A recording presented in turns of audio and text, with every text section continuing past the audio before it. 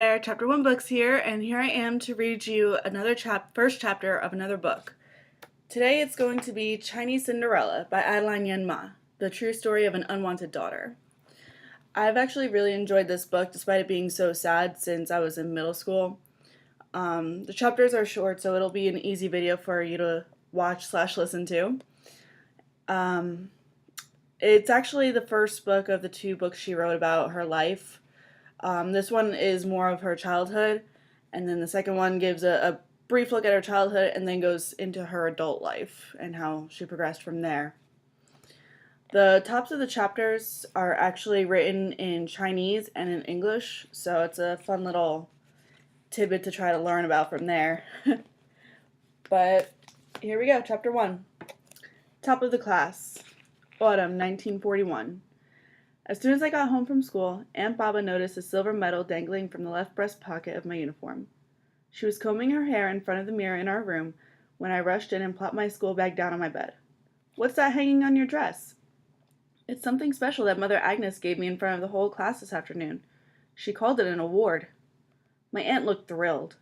"So soon? You only started kindergarten a week ago." "What is it for?" "It's for leading my class this week. When Mother Agnes pinned it on my dress, she said I could wear it for 7 days. Here, this certificate goes with it." I opened my school bag and handed her an envelope as I climbed onto her lap. She opened the envelope and took out the certificate. "Why, it's all written in French or English or some other foreign language. How do you expect me to read this, my precious little treasure?" I knew she was pleased because she was smiling as she hugged me. "One day soon," she continued, "you'll be able to translate all this into Chinese for me. Until then, we'll just write today's date on the envelope and put it away somewhere safe. Go close the door properly and put on the latch so no one will come in." I watched her open her closet door and take out her safe deposit box.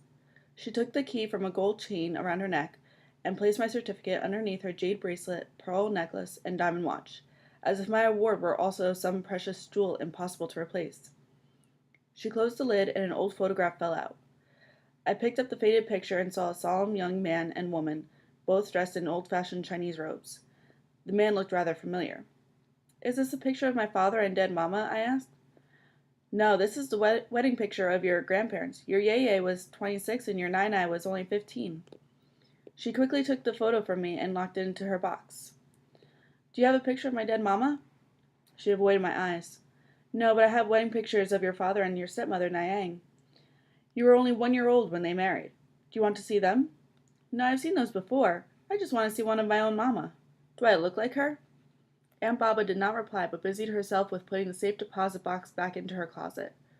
After a while, I said, "When did my Mama die?"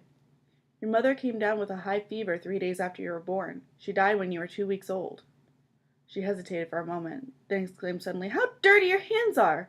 Have you been playing in that sandbox at school again? Go wash them at once, then come back and do your homework." I did as I was told. Though I was only 4 years old, I understood I should not ask Aunt Baba too many questions about my once told me Aunt Baba and Mama used to be best friends. A long time ago, they worked together in a bank in Shanghai owned by our grand aunt, the youngest sister of grandfather Yeye. But then Mama died giving birth to you. If you had not been born, Mama would still be alive. She died because of you. You are bad luck. Told you the chapter was short, but that's a very good setup for how the story is going to play out about how Adeline was really not a wanted daughter, only by her aunt. Her grandfather did love her too, but otherwise she was kind of looked at as the reason why her parents died, or her mother died, I'm sorry.